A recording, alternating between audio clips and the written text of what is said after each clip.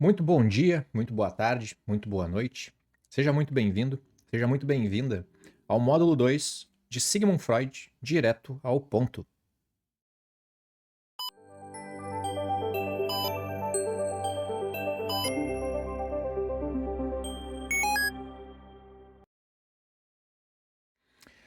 Então vamos lá, pessoal, vamos começar. Vou trocar minha tela aqui para vocês enxergarem a apresentação e vamos dar seguimento à nossa jornada.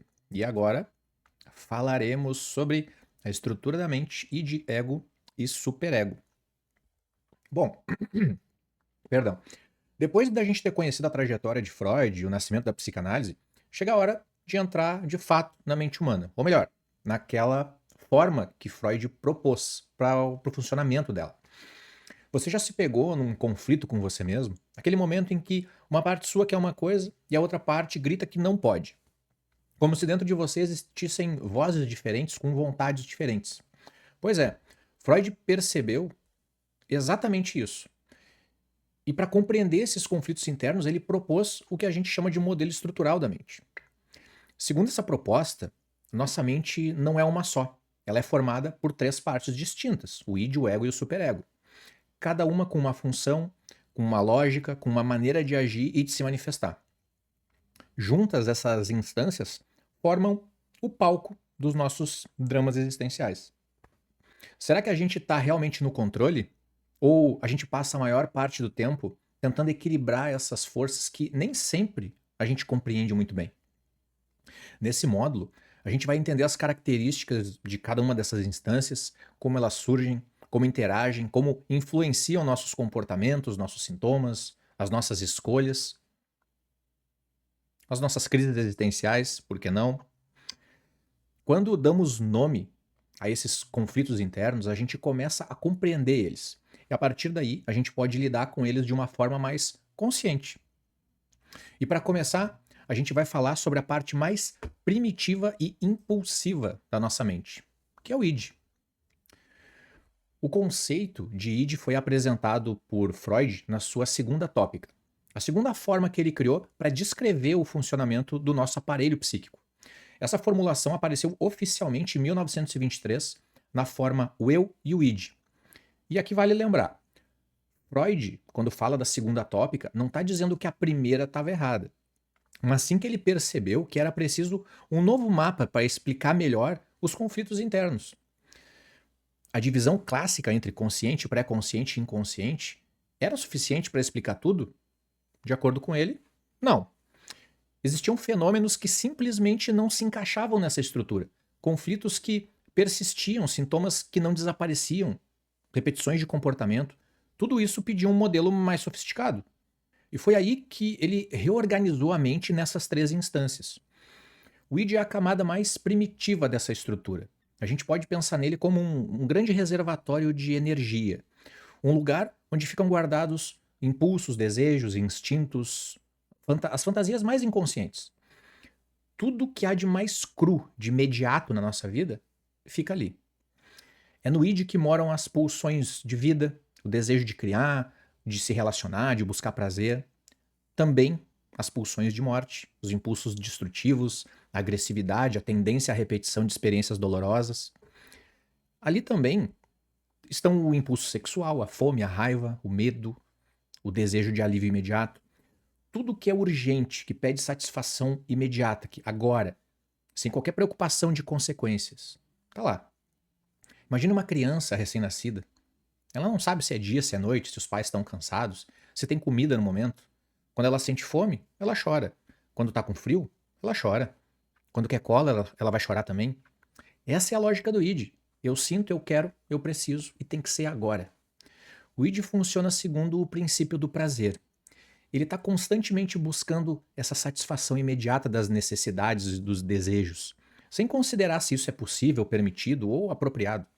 Não existe esperar um pouco para o id, não existe avaliar o contexto. E aqui está um ponto essencial. O id não tem moral, ele não tem ética, não tem juízo de valor. Ele não distingue fantasia e realidade. Para o id, querer já é ter direito de receber. Se um desejo existe, isso basta para que ele tente se manifestar. Isso significa que no id estão guardados também desejos que podem nos envergonhar, impulsos que nos assustam, imagens e pensamentos que a gente nunca escolheria conscientemente, mas que de alguma forma surgem na nossa mente. Você já se perguntou por que às vezes sente culpa por algo que nem fez? Ou por que tem certos desejos que parecem proibidos? É possível que seja o id se expressando, e o resto da sua mente está tentando lidar com isso. O id é atemporal, ele não envelhece. O que ele queria na infância, muitas vezes, ainda é o que ele quer na vida adulta.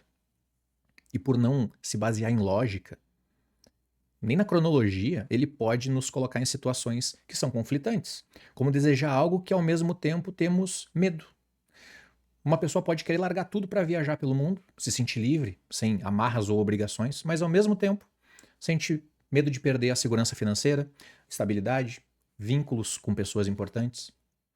Agora, se o id fosse a única instância governando a nossa mente, a gente viveria num caos absoluto. Seríamos reféns dos nossos próprios impulsos, reagindo sempre ao primeiro estímulo, sem ponderar, sem avaliar.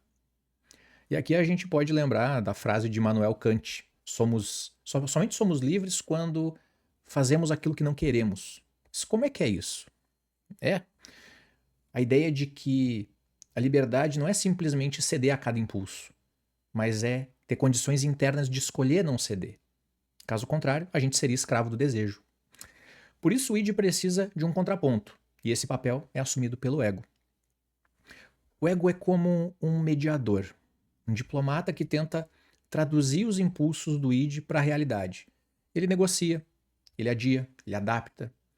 E é justamente essa função que evita que a gente viva como se fosse um bebê chorando até conseguir o que quer.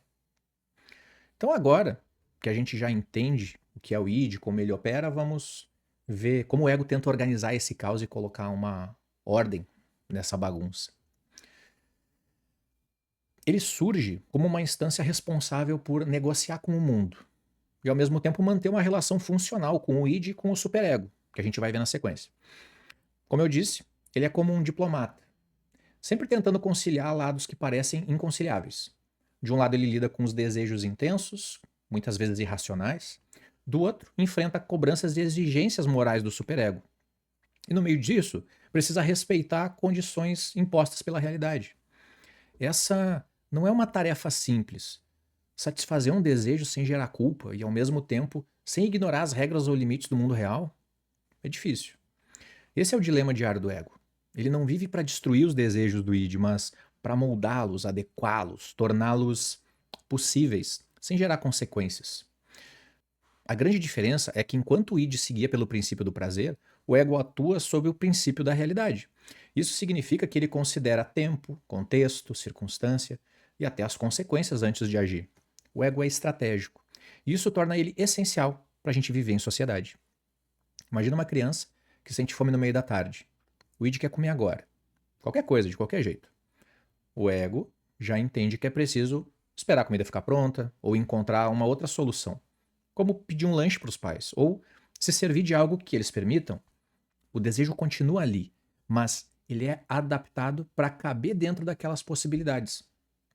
Essa capacidade de mediação não nasce pronta. O ego se desenvolve aos poucos, principalmente na infância, através da interação com o ambiente, com os cuidadores e com as inevitáveis frustrações que a vida traz. Cada não que a criança escuta, cada momento em que ela precisa esperar, cada situação que exige uma adaptação, tudo isso contribui para o fortalecimento do ego desse indivíduo. Ele aprende a negociar, a postergar recompensas, a lidar com a tensão entre o querer e o poder. E esse processo não é apenas de resistência, mas também de criatividade. O ego não vive só de dizer não para o id. Ele busca caminhos alternativos, soluções que mantenham o prazer possível, mas de uma forma segura e socialmente viável. Pensa num adulto que está num jantar importante de trabalho. O id pode querer comer tudo o mais rápido possível e se expressar de uma forma inadequada. O superego pode estar ali cobrando uma postura perfeita. E o ego entra ali para equilibrar.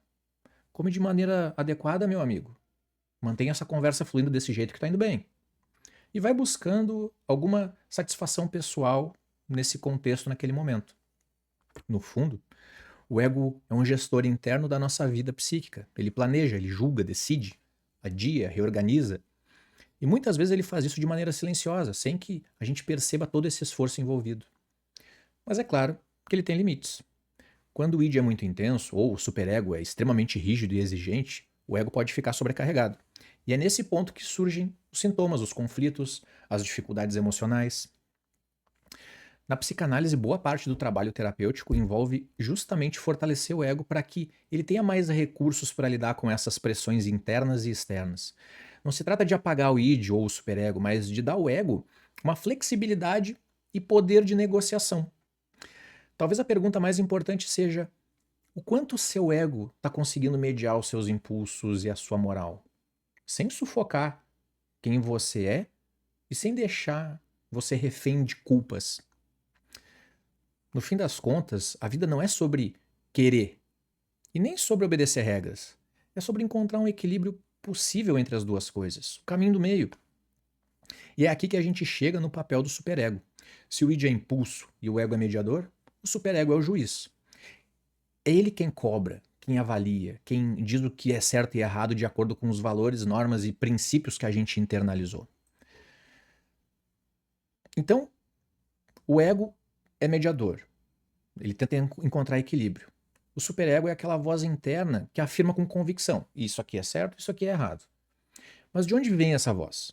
Ela não nasce com a gente. O superego se forma ao longo da infância, a partir da internalização das figuras parentais. Isso quer dizer, das regras, das proibições, dos valores, das expectativas que a gente recebe dos nossos pais, cuidadores e também da cultura e da sociedade onde a gente está inserido. Conforme a gente cresce, a gente não apenas escuta ordens e regras, mas a gente também observa comportamentos. E sem perceber, a gente vai registrando aquilo que é aceitável, aquilo que pode ser punido, o que é admirado, o que é condenado. Pouco a pouco, essa coleção de normas se transforma em uma voz interna que vai nos acompanhar pela vida toda. Sabe aquele momento em que você pensa em fazer algo, mas se sente culpado só de imaginar? Esse é o superego agindo. O superego é uma instância moral e crítica dentro de nós. Ele não apenas diz não faz isso, mas também aponta um ideal de como a gente deveria ser.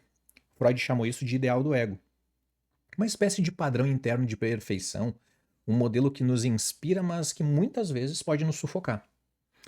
Esse ideal do ego pode ser um guia importante, nos ajudando a crescer, buscar melhorar, agir com ética, mas também pode se transformar numa fonte constante de cobrança, de frustração. Quantas vezes você já se cobrou por não ser bom o suficiente? Por não atingir um padrão que, no fundo, nem sabe de onde veio? Essa cobrança silenciosa e persistente é um efeito direto do superego. Imagina um estudante que, mesmo tirando boas notas, sente que nunca é bom o bastante. Ou um profissional que, mesmo elogiado no trabalho, só enxerga aquilo que erra. Esse olhar crítico interno é o superego agindo de novo, às vezes com uma intensidade muito exagerada. O superego também é responsável pela formação da culpa, pelo medo da punição e por boa parte dos nossos conflitos internos, inclusive quando ninguém está nos observando. Ele cria uma espécie de tribunal interno onde somos o réu, o juiz, o advogado de defesa e o de acusação. É importante reconhecer que o superego é fundamental para a vida em sociedade. Sem ele, a gente seria guiado apenas pelo prazer imediato do id, sem freio, sem consideração pelo outro. Por outro lado, quando o superego é muito rígido, ele se transforma numa espécie de carcereiro interno. Gera sofrimento, ansiedade, angústia. Na terapia, muitas vezes, o trabalho envolve flexibilizar esse superego, tornando ele mais humano, mais realista, menos punitivo. Afinal de contas, viver sob condenação constante pode ser tão destrutivo quanto viver sem limite nenhum. Será que o seu superego está sendo um guia que orienta ou um juiz que condena? Será que ele está ajudando a construir a sua melhor versão? Ou apenas te lembrando todos os dias de que você nunca é bom o suficiente? Agora que a gente entendeu o id, o ego e o superego separadamente, vamos observar o quadro completo. Como esses três convivem? Que tensões e alianças se formam entre eles? E principalmente, como essa interação influencia nos nossos comportamentos e nas nossas escolhas? Vamos entrar nessa dinâmica relação interna. Vamos aqui descobrir como muitas vezes os conflitos que sentimos no presente são fruto de uma batalha silenciosa que acontece dentro de nós. Agora que a gente conhece essas três instâncias, vamos ver como é que elas se relacionam. A gente pode imaginar essas instâncias como forças que puxam a mente em direções diferentes. E é justamente desse atrito que nascem muitos dos nossos dilemas, dos nossos impasses e até dos nossos sofrimentos. O id deseja, ele é puro impulso, ele quer gratificação imediata. Não pensa, não planeja, não pondera. Apenas sente e exige. O superego, perdão. O superego, por outro lado, é uma voz de proibição. Representa aquilo que é certo, o que é errado, o que é moralmente aceitável ou condenável, e muitas vezes essa voz é severa e rígida demais, quase como um juiz que não descansa. O ego, no meio disso tudo, tentando manter a mente em equilíbrio, negociando com o id, respondendo às exigências do superego e ainda tendo que respeitar os limites impostos pelo mundo real. Quantas vezes você já quis algo, mas sentiu culpa só de imaginar isso? Ou ficou paralisado entre o desejo e o medo de ser julgado? Esse é o ego tentando lidar com as demandas, que em certos momentos são inconciliáveis. Quando o ego não consegue manter esse equilíbrio, o sofrimento aparece. Podem surgir sintomas como ansiedade, compulsão, fobias, ou até dores físicas sem uma causa orgânica, o que chamamos aqui de somatização. Pensa num paciente que deseja muito viver uma relação afetiva profunda. Isso é o id. Mas carrega dentro dele uma voz crítica, herdada das figuras parentais, que eram rígidas. Afirma que demonstrar vulnerabilidade é fraqueza. Esse é o superego dele. O ego, sem recursos para mediar o conflito, pode lançar mão de estratégias como o isolamento emocional, a racionalização, o sarcasmo, formas de evitar a dor do confronto interno. Essas três instâncias não são conceitos abstratos guardados apenas nos livros, elas se revelam o tempo todo, na clínica, se a gente perceber na nossa vida, naquilo que é dito, no que é evitado, no tom de voz, no olhar, num gesto, na contradição entre palavras e emoções, e principalmente naquilo que o paciente repete sem se dar conta. O papel do analista aqui é ajudar o paciente a dar nome ao que antes era apenas sensação. É tornar consciente o que está em conflito, entender de onde vêm essas vozes internas e abrir espaço para que ele possa lidar de uma forma saudável com os seus próprios desejos e as suas próprias exigências. A escuta psicanalítica é também uma escuta da dinâmica entre essas três entidades. Não ouvimos apenas o que o paciente diz, mas quem está falando lá dentro. É desejo? É a culpa? É a moral, o medo? Quanto mais o paciente compreende essa interação interna, mais possibilidade ele tem de transformar. Mas o ego não está indefeso nessa negociação constante. Ele conta com um arsenal de estratégias, conscientes ou inconscientes, para proteger o indivíduo de ameaças que são internas e externas sempre. São os chamados mecanismos de defesa, e é o que a gente vai ver no próximo tópico aqui. Mas antes, eu quero convidar você a dar uma olhada nessa alegoria. Essa imagem do iceberg aqui é muito conhecida de quem é da psicanálise. E basicamente, ela mostra, todo mundo sabe que o iceberg ele fica só com 10%, aquela pontinha para fora da água, né? Então, basicamente, essa pontinha seria o que o Freud chamou de consciente, certo? Entre o consciente e o inconsciente que está lá no fundo, a gente tem o pré-consciente, que é essa linha que a gente considera um conteúdo inconsciente, onde o consciente consegue buscar alguma coisa, ele tem acesso ainda. E, por fim, pensando na primeira tópica do Freud, né? Essa é a primeira tópica, consciente, pré-consciente, inconsciente. Então, por último, para finalizar, temos o inconsciente, que é essa grande maior parte da nossa mente, do nosso conteúdo psíquico. Aí entramos nos conceitos da segunda tópica, que é o id, que é totalmente inconsciente, certo?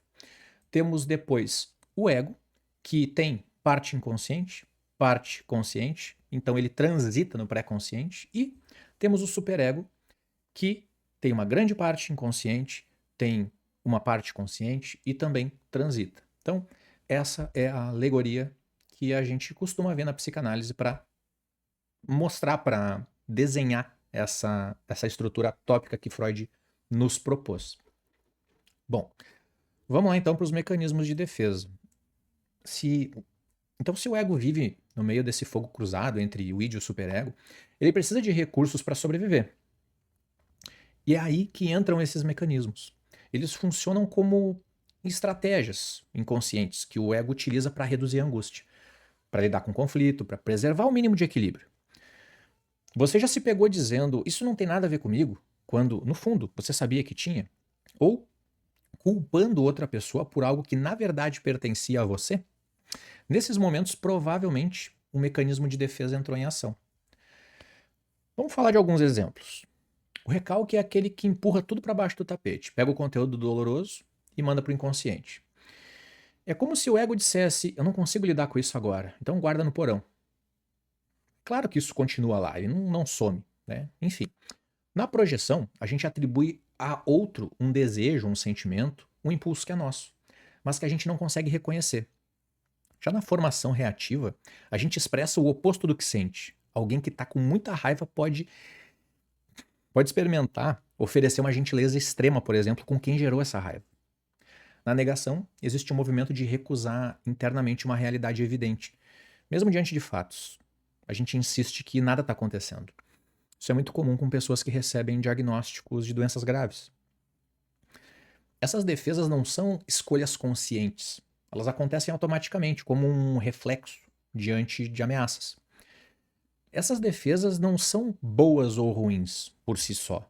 Na verdade, elas nos protegem de angústias que poderiam nos paralisar.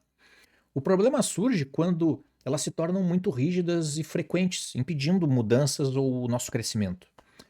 Na clínica, eu costumo dizer que se não está causando sofrimento, não tem por que a gente mexer nisso.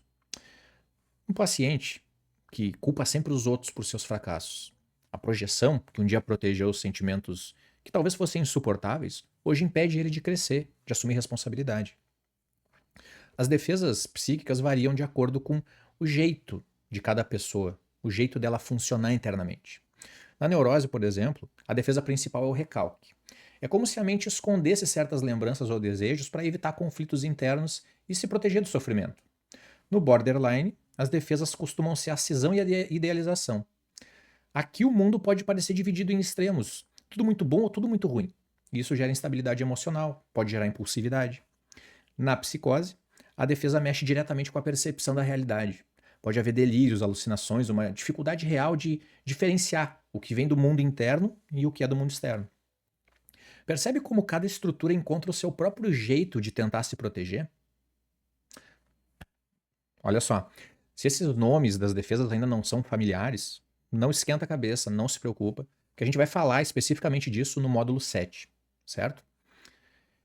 Bom, identificar essas defesas, né, de cada paciente é entender como ele aprendeu a sobreviver emocionalmente. A gente não está ali para julgar, é para escutar e tentar entender o que está tentando ser protegido. E é justamente nessa escuta que o sintoma ganha um novo significado. Ele deixa de ser visto apenas como um problema e passa a ser um sinal, um mensageiro revelando algo mais profundo sobre o funcionamento daquela psique.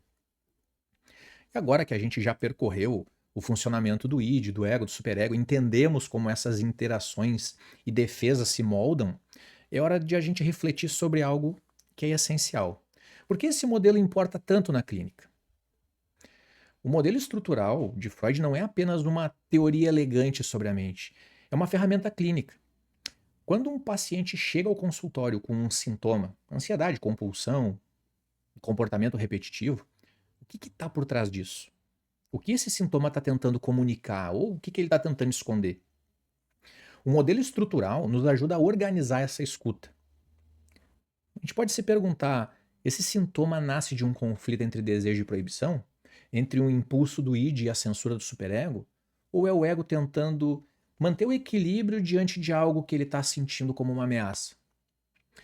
Ele também nos orienta na interpretação terapêutica. A fala de um paciente carrega camadas. Nem tudo que é dito tem o mesmo peso. Nem tudo que é dito tem a mesma origem ou o mesmo sentido. Entender se uma fala é movida pelo desejo, pela defesa, pela culpa ou pela censura nos permite interpretar de forma mais precisa. Além disso, esse modelo atravessa todas as formas de sofrimento psíquico, desde as neuroses mais comuns até estruturas borderline ou psicóticas. O conflito está sempre presente. embora se manifeste de formas e com intensidades diferentes. E aqui está a força da psicanálise: olhar para o sintoma não como um inimigo, mas como uma mensagem cifrada da história do sujeito, que pode ser escutada, interpretada e, a partir daí, transformada. Esse modelo estrutural ele é como um mapa, um guia para atravessar as camadas da mente sem se perder na superfície dos comportamentos, sabe? A partir daqui, a gente vai entender como isso se traduz na prática e o que acontece quando aplicamos essa lente na escuta clínica e de que forma ela nos ajuda a conduzir o processo terapêutico. Agora que a gente compreende a estrutura psíquica e essa importância do modelo, vamos colocar tudo isso em movimento. Porque a teoria, por mais fascinante que seja, só ganha seu valor completo quando ela se traduz em prática. A escuta psicanalítica parte da singularidade do sujeito. Cada pessoa traz sua história, seu jeito de sentir, seus traumas, suas formas de lidar com a vida. Mas, e aqui está um ponto crucial, os conceitos que Freud propôs nos ajudam a identificar padrões de funcionamento, que se repetem de maneira estrutural, mesmo com nuances muito próprias de cada pessoa. Você já atendeu ou ouviu falar de alguém que parece não ter freio, que age antes de pensar, como se algo mais forte tomasse conta, assumisse o controle? Alguém que, mesmo sabendo das consequências, se deixa levar pelo impulso e depois se pergunta: por que eu fiz isso de novo? Em muitos desses casos, a gente está diante de uma predominância do id, as pulsões de vida, de prazer, de satisfação imediata. Elas ganham tamanha força que o ego não consegue exercer o seu papel de mediador de uma forma adequada. Vemos isso em compulsões, em vícios, explosões de raiva, também em comportamentos autodestrutivos que se repetem diante do sofrimento que causam. A pessoa até sabe que aquilo prejudica, mas ainda assim faz. Não é falta de informação, não é fraqueza. É um funcionamento psíquico em que o impulso vence a mediação. E o prazer imediato, ainda que seguido de culpa, parece mais irresistível que a preservação de longo prazo.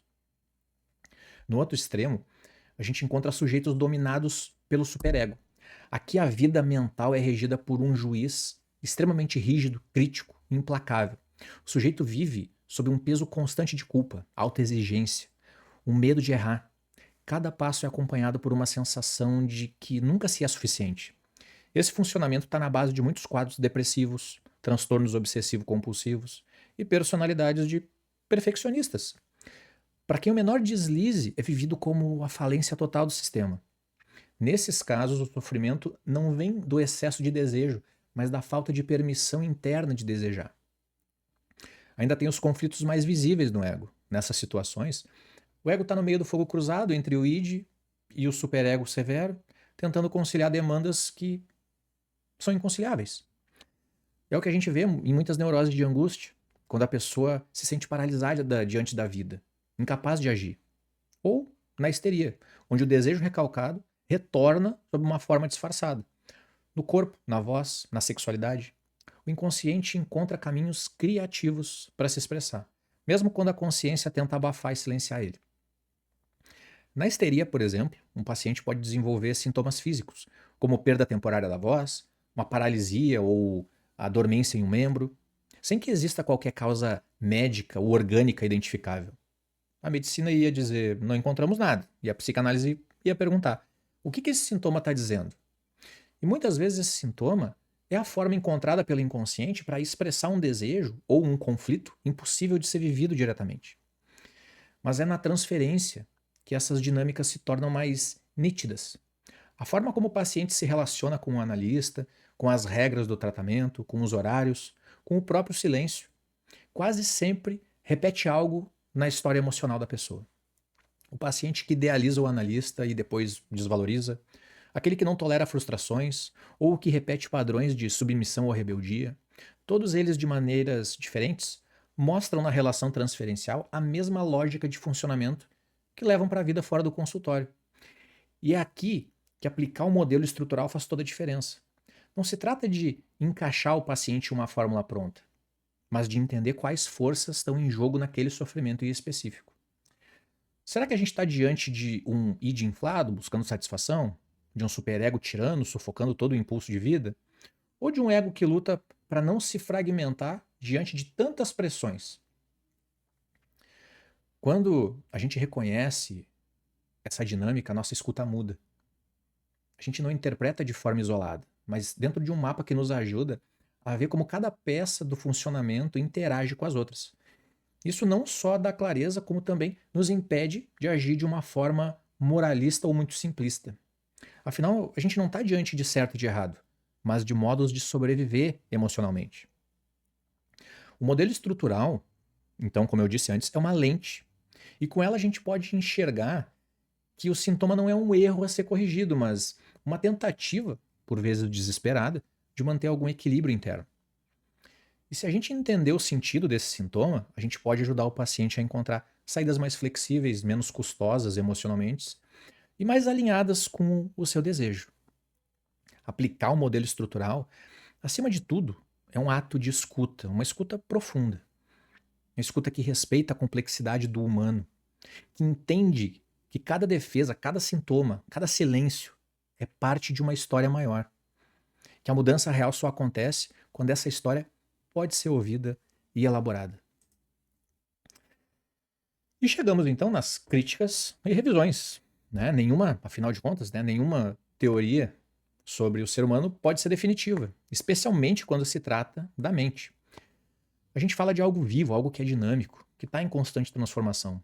Por isso, ao estudar o modelo estrutural de Freud, é essencial que a gente não tome como um dogma, mas como uma proposta teórica, como todas, possui limites, críticas e revisões, passível de revisões. Freud propôs uma divisão em 3 entidades, né, o id, o ego e o superego, para compreender os conflitos internos. Essa tripartição foi um avanço extraordinário para a época e continua sendo uma das bases mais conhecidas da psicanálise. Mas será que a psique humana pode realmente ser reduzida a 3 instâncias? Diversos autores apontam que, apesar de extremamente útil para orientar a escuta e a interpretação, o modelo estrutural é um mapa e não um território. Ele oferece uma organização didática e coerente para pensar a mente, mas não consegue abarcar toda a complexidade da vida psíquica. A mente real é fluida, com zonas de transição, sobreposição, fenômenos que não se encaixam perfeitamente nas categorias fixas. Com o avanço da psicanálise, outros teóricos trouxeram aplicações e reformulações. Lacan, por exemplo, desloca o centro do debate para a linguagem, afirmando que o inconsciente é estruturado como uma linguagem e que o desejo humano é sempre mediado pelo outro.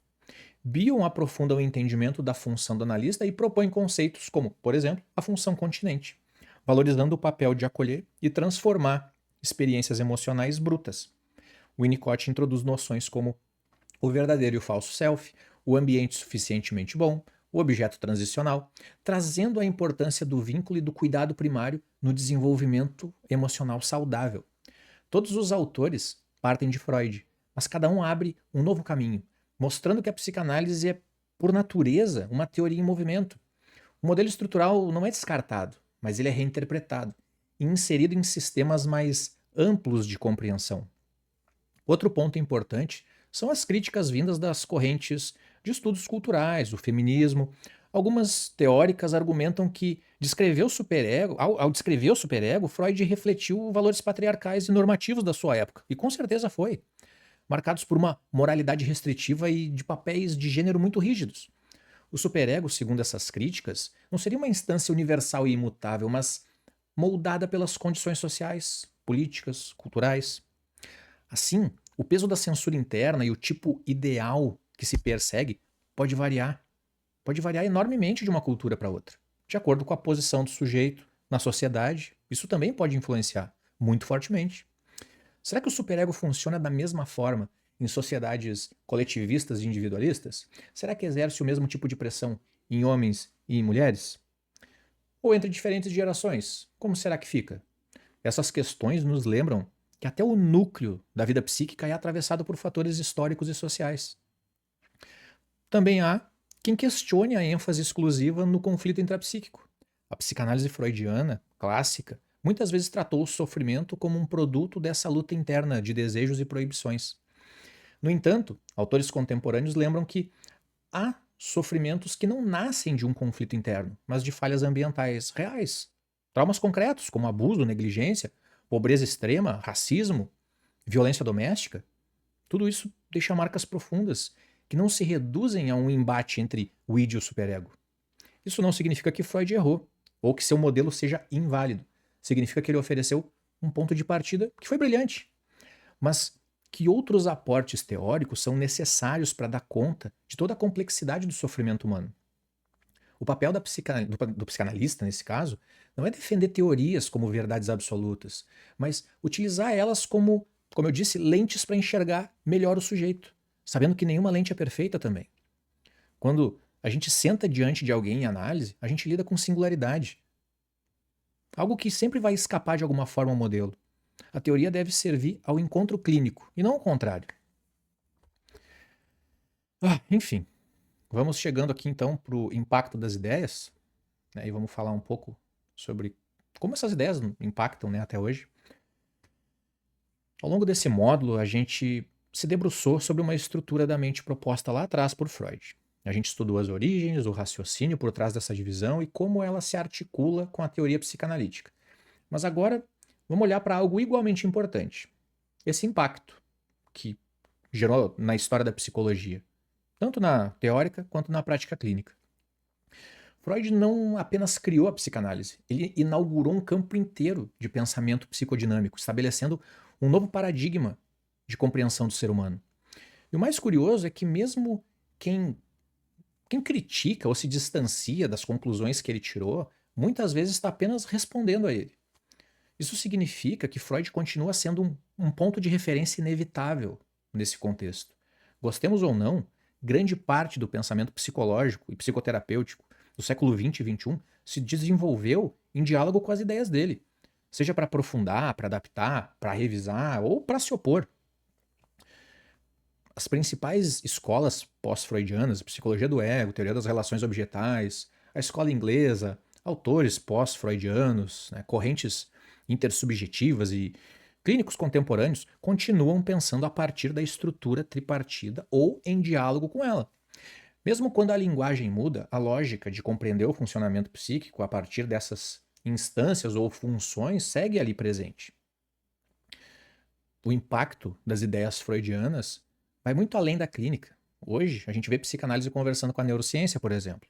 Como a gente já falou antes, com a filosofia, com a arte, a literatura, antropologia, ciências sociais. Esse diálogo amplia a capacidade de compreensão do humano e reforça que Freud não construiu uma teoria que coubesse apenas na psicanálise. Ele abriu portas para um campo multidisciplinar. No consultório, hoje em dia, o modelo estrutural ainda é uma ferramenta valiosa.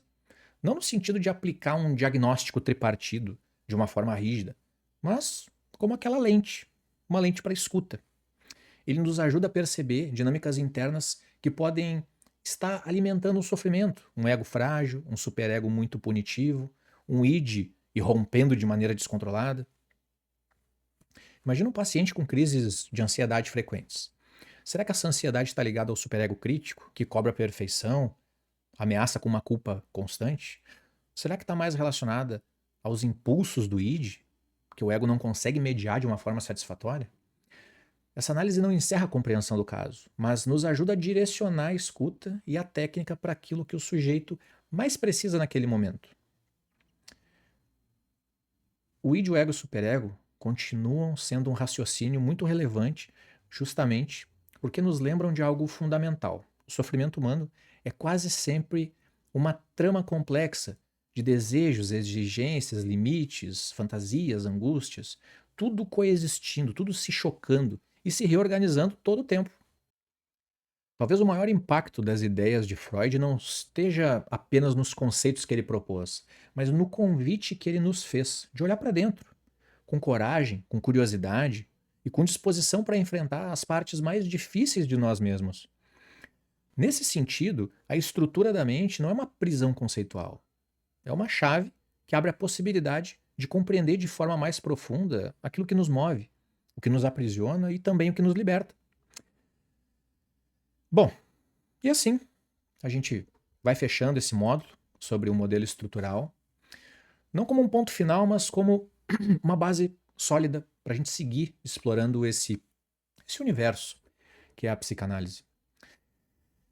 Bom, a gente termina aqui então um dos módulos mais fundamentais desse curso. A gente falou sobre o id, essa instância pulsional, inconsciente, movida por desejo, desejos que não conhecem freios.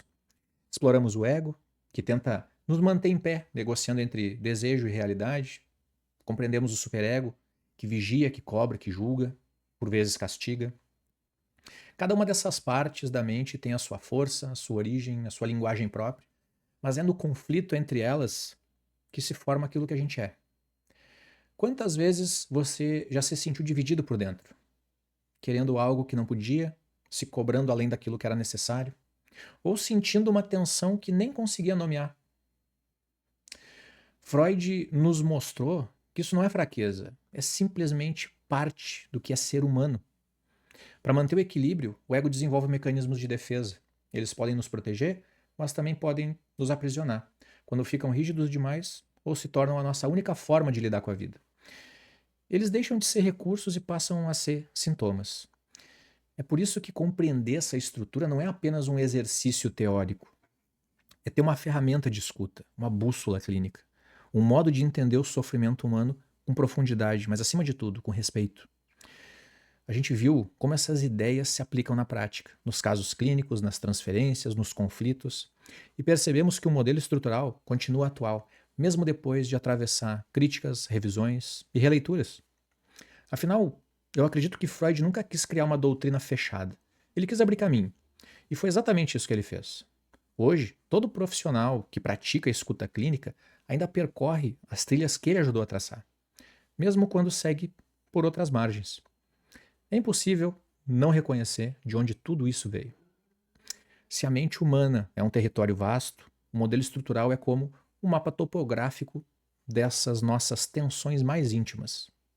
E agora que você conhece esse mapa, você está mais preparado para ouvir as entrelinhas do que é dito e decifrar o que, no fundo, está sendo sentido, seja pelo seu paciente, seja por você mesmo.